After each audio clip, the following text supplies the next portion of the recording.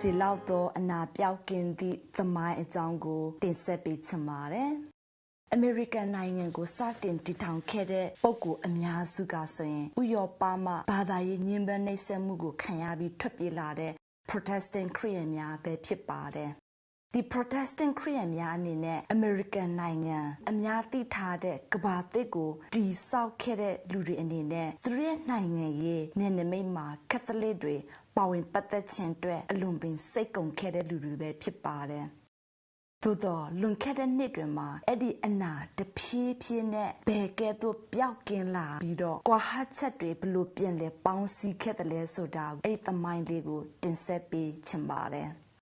1929ခုနှစ်မှာ109ဧကသကျယ်ဝန်းသောရောမနိုင်ငံရဲ့ Vatican မြို့ငယ်လေးကို Lateran Treaty သဘောတူစာချုပ်အရပုပ်ရဟန်းမင်းကအုပ်ချုပ်သောဆုံးဖြတ်ခွင့်အာဏာ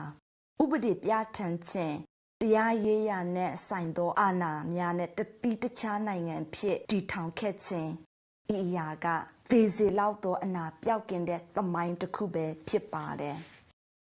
ဤဗီဒီယို၌1962ခုနှစ်၌ John F. Kennedy သည်ပထမဦးဆုံးအမေရိကန်ကက်သလစ်ဘာသာဝင်သမ္မတအဖြစ်တင်မြှောက်ခြင်းခံရပြီးယာဒူးခန့်အပ်သည့်ကျမ်းသစ္စာကျိန်ဆိုပွဲကိုတက်ရောက်သည့်အခမ်းအနားပဲဖြစ်ပါတယ်။ We observe today not a victory of party but a celebration of freedom, symbolizing an end as well as a beginning, signifying renewal as well as change. For I have sworn before you and Almighty God the same solemn oath our forebears prescribed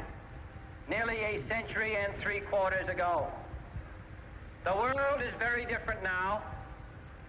for man holds in his mortal hands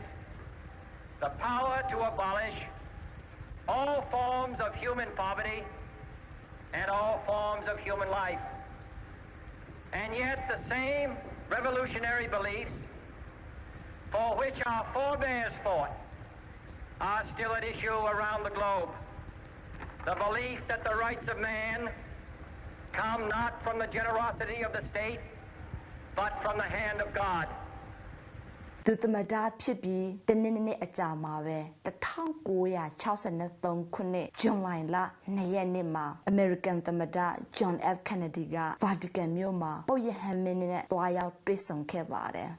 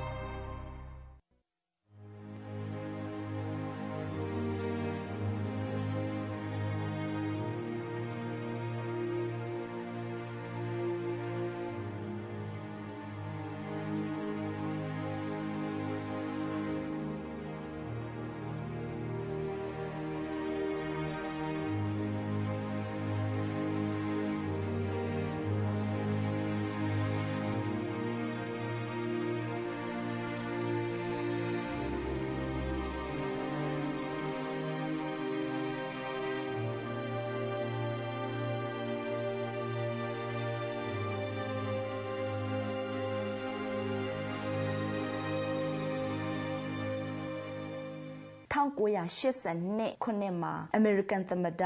Ronald Reagan နဲ့ ပုပ်ယဟန်မင်း John Paul ဒုတိယတို့ကကွန်မြူနစ်အုပ်ချုပ်ရေးစနစ်ကိုစန့်ကျင်တဲ့လိုဝဲပူးပေါင်းမှုတစ်ခုကိုပုံသွင်းလှုပ်ဆောင်ခဲ့ပါတယ်1980 ဂျွန်9 ရက်နေ့မှာသမ္မတ Ronald Reagan နဲ့ Nancy Reagan တို့က Vatican မှာပုပ်ယဟန်မင်းကြီး John Paul ဒုတိယနဲ့တွားရောက်တွေ့ဆုံခဲ့တဲ့ရုပ်သံကိုဒီနေရာမှာတွေ့မြင်ရမှာဖြစ်ပါတယ်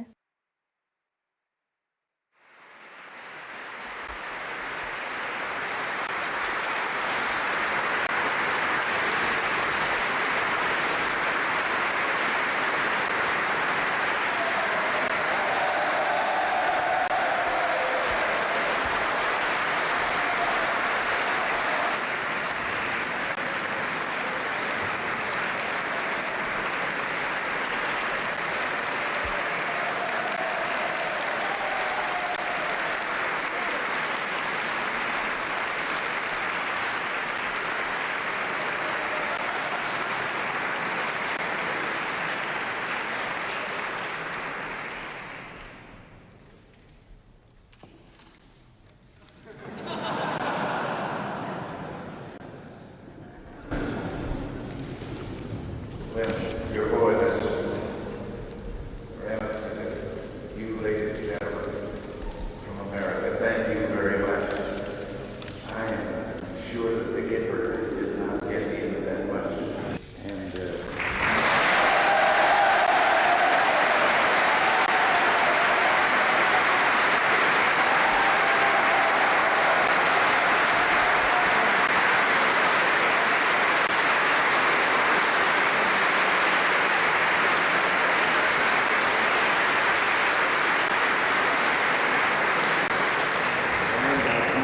this time, many of you will forgive me, I pointed out the great need for such a visit to reach the western half.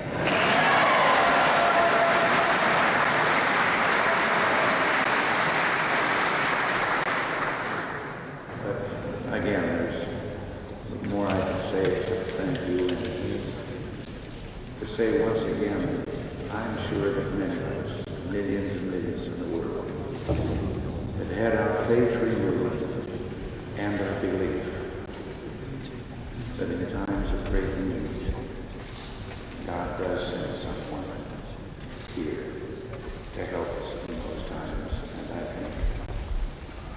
in this holy land, He has once again done that when the need was so very great. And we're all grateful and thank God for it. 1983ခုနှစ်မှာ American ပြည်သူလူထု၏အခွန်ငွေကိုအသုံးပြုပြီး Vatican Holy See ရဲ့ American သံအမတ်အတွက်ရန်ပုံငွေထောက်ပံ့ခြင်းကို American ညီလာခံမှတားမြစ်သည့်ဥပဒေတစ်ခုကိုထုတ်ပြန်ခဲ့ပါတယ်။အဲ့ဒီဥပဒေထုတ်ပြန်ပြီးသိမကြာခင်လပိုင်းမှာပဲ American ဘက်ကနေ Vatican နဲ့သံတမန်ရေးရာဆက်ဆံရေးတရားဝင်ရှိလာရန်စတင်လှုံ့ဆော်ခဲ့ပါတယ်။ဤရုပ်သံမှာဆိုရင်2005ခုနှစ်တွင် American သမ္မတများဖြစ်ကြသော George W. Bush, George H.W. Bush နဲ့ Bill Clinton တို့ Vatican ကိုသွားပြီးပုပ်ဂျွန်ပေါဒုတိယရဲ့ရုပ်လောင်ရှင်မှာဒူထောက်ခဲ့ခြင်းကိုတွေ့မြင်ရမှာဖြစ်ပါတယ်President Bush and the official delegation from the United States has just arrived in Rome. They are now in St. Peter's Basilica where they are paying their respects. Pope John Paul's body, of course, has lain there for some 2 days now. And here is the official delegation. You can see the president's father there, former President Clinton. The president and his wife are there. Ci fu uno sposalizio a Cana di Galilea. There's the president. E c'era la madre di Gesù. Fu invitato alle nozze anche Gesù con i suoi discepoli. Nel frattempo, venuto a mancare il vino, la madre di Gesù gli disse: "Non hanno più vino." La madre dice ai servi: "Fate quello che vi dirà." We're told that they came to St. Peter's directly from the airport when they arrived on Air Force One just a short time ago. The official delegation, of course, the President, his wife, Secretary of State Condoleezza Rice, and the two former presidents, George H.W. Bush and Bill Clinton. They will all attend the funeral ceremonies, of course, tomorrow. We're now told as many as 5 million people, as many as 2 million from Poland alone, the Pope's native land, will be coming into Rome. The population of Rome will literally double over the next 2 days as what we're seeing now is tape of the official party just arriving at St. Peter's, being led by a Vatican usher. Ave o Maria, piena di grazia, il Signore è con te. Tu sei benedetta fra le donne, e benedetto è il frutto Secretary of State Rice there to former President Clinton's left. First Lady, of course, next to the President, both with their heads covered, as is traditional in the Catholic Church during a ceremony such as this. Tu sei benedetta fra le donne, e benedetto è il frutto del tuo seno, Gesù. Literally hundreds of thousands of people have already passed by the President's body. We're told now the wait, if you are in line to pass by the Pope's body, is some 20 hours. 20 hours. And people are doing it. Santa Maria, Madre di Dio, prega per noi peccatori, adesso e nell'ora della nostra morte. It's a large delegation of members of Congress who will be leaving Washington tonight. ရုပ်သံက1993ခုနှစ်ဩဂတ်လ12ရက်နေ့မှာပုပ်ရဟန်းမင်းကြီးဂျွန်ပေါဒုတိယကအမေရိကန်နိုင်ငံကိုလာလည်ခဲ့ပြီးသမ္မတကလင်တန်ကအခန့်ခဲ့တဲ့သမိုင်းဝင်ခီးစဉ်တစ်ခုပဲဖြစ်ပါတယ်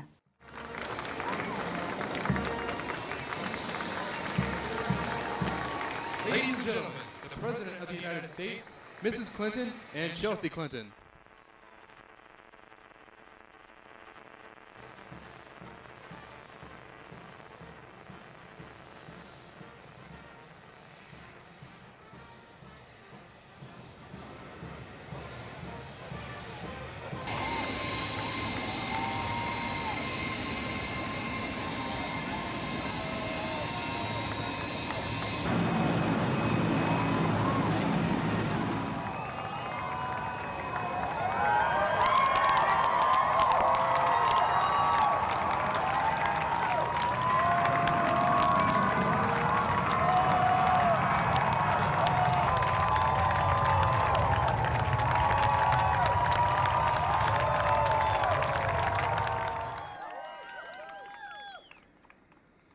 Your Holiness, I think you can see from the wonderful reception you have received that the United States is honored to have you in Denver.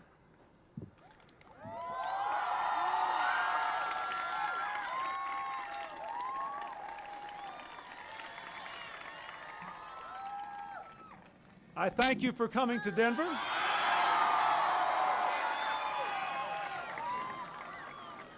To this historic gathering of young people from across the world. I want to extend a special thanks to the co-sponsors of National World Youth Day, Archbishop Keeler and the National Conference of Catholic Bishops and the Pontifical Council for the Laity. I'm especially gratified that so many leading Catholic Americans could join us today.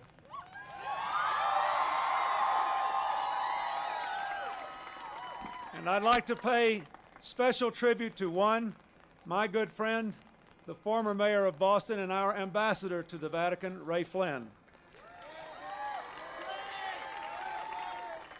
I also thank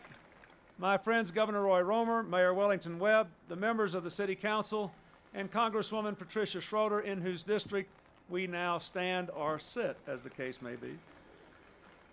I want to thank the people of Denver who have opened their hearts and their homes to these young people and say a few words of appreciation, Holy Father, to American Catholics especially. As the Catholic Church prepares to enter its third millennium, our nation prepares to enter its third century. It is altogether fitting that such a young country would host World Youth Day. America has maintained its youth by always being able to change while holding fast to its fundamental values, a determination to support family and work, to the proposition that all children matter and we don't have a one to waste, to the proposition that in every corner of the world, race or creed should not deter any young boy or girl from growing up to the fullest of their God-given capacities.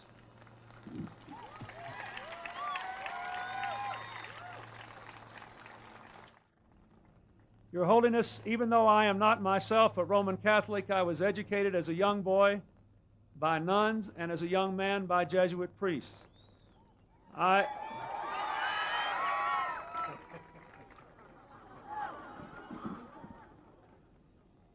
And I might add, since we're in the business of paying compliments,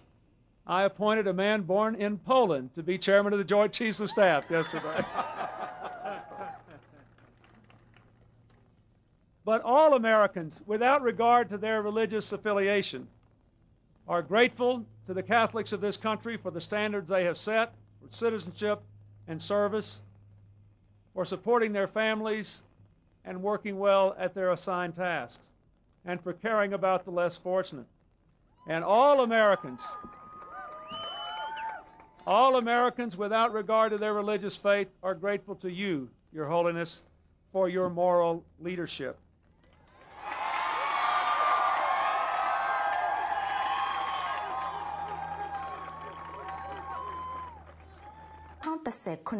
Lutto, Tayawunji, John Bon Stevens, and Yenza United Dwe, American Nangendo, Tea Young Chonai, the mind when Putama was on saying, Protestant Tea ya, Wunji Mishiketo, the mind when Nipilabi, a coup then said a chain, a town a secondity, Tea Young Cho, Wunji Mia Zudriga, Catholic Bada when we pipare. Yothangaro na Tanta Sanga Kone, Bo Francisca, Patamau Zone Jane, American Buddha Nila Kanai, Mekong Piota, Keto, Yothambe Pipare. The first pope ever to set foot in the Capitol was greeted with rapturous applause. Like any good guest, he started out with a compliment, saying he was glad to be in the land of the free, at the home of the brave. And then the Argentinian-born Pope waded into many of the issues that divide these lawmakers, urging them to reject what he called a mindset of hostility when it comes to illegal immigrants and refugees. We, the people of this continent, are not fearful of foreigners, because most of us